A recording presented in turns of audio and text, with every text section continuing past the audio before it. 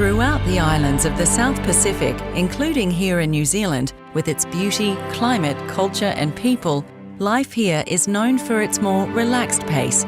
Yet in what may seem a contradiction, the pace in the Pacific for 94-year-old Russell M. Nelson, President of the Church of Jesus Christ of Latter-day Saints, has been eventful, keeping a full schedule as he passed the midway mark of his whirlwind 9-day Pacific ministry. A day after his visit with New Zealand Prime Minister Jacinda Ardern in Wellington, he travelled to Auckland where he met and spoke to more than 2,600 missionaries in a broadcast carried throughout the Pacific.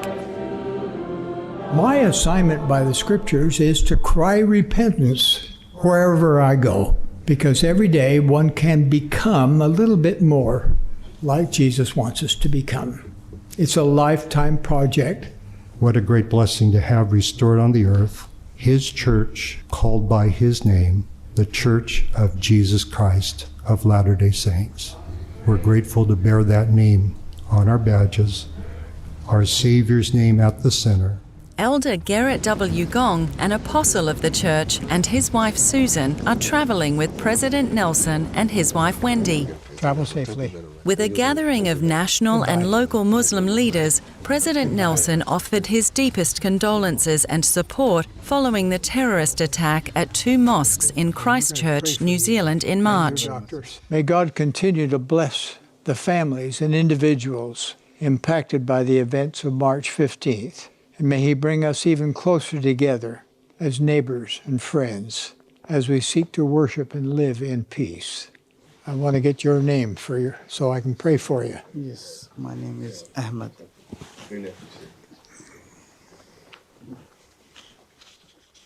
Okay, I'll be praying for you.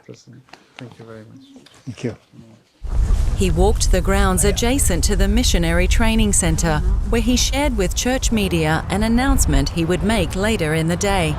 This is where the people are, so this is where the temple needs to be. Well, how nice to meet you, Mayor Goff. It's a pleasure to have you here. Prior to the devotional, he met with Latter-day Saints and local leaders, including the Mayor of Auckland. President Nelson, I have to say that your church is a very important faith organisation in New Zealand. The church performs a very important role in the values that you teach and in the community service that you give us. He welcomed questions from young members of the church and gave them helpful advice. You pray with a sincere heart, with real intent, and then take time to listen. And then, at a devotional in downtown Auckland, to a gathering of 12,000 people and broadcast to thousands more at church centres nationwide, he made the announcement. Now you've been wondering a little bit about, is Brother Nelson going to say anything about our temple?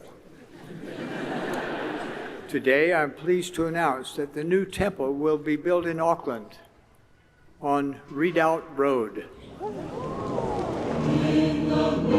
As a global faith leader, his counsel is timely and helpful. He pulled all the strings my heart possesses.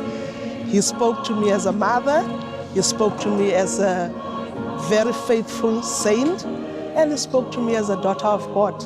His message tonight really hit home for us. The world today is so hard. If we have someone like the prophet to help direct us, to guide us, to counsel us, and it's important for us to have that.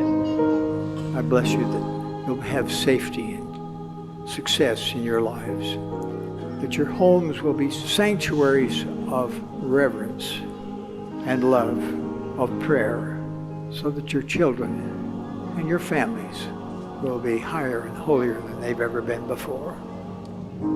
It was another full day in a day in the life of the prophet, ministering in the Pacific